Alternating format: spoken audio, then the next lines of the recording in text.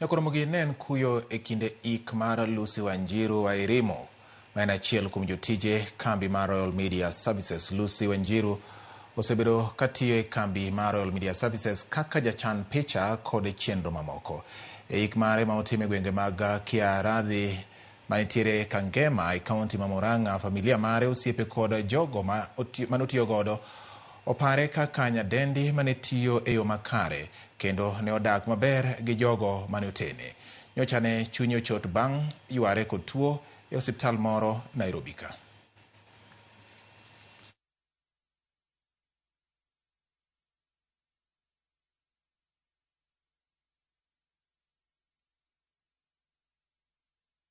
She wasn't just the first among us by birth order. She was the first to read, the first to inspire, and the first to show us what it meant to walk through life with purpose, love, and joy. Kuwe na shida, kusiwe na shida, awe na uchungu, asiwe na uchungu, nyakati zote alikuwa na tabasamu usoni. Every other time, tukumbuke, just smile. Hata kama kuna shida, just smile. I'm sure mnashindwa nani amebaki kwa stesheni.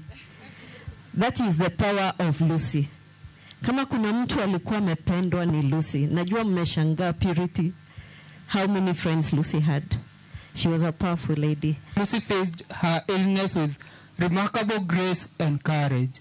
Despite the pain, she remained alive, smiling through the struggle and holding on her faith. Everybody you see here and others have supported Lucy with all their hearts.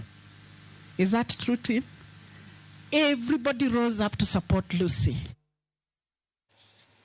Ramogi mano kaka ne ikno chalo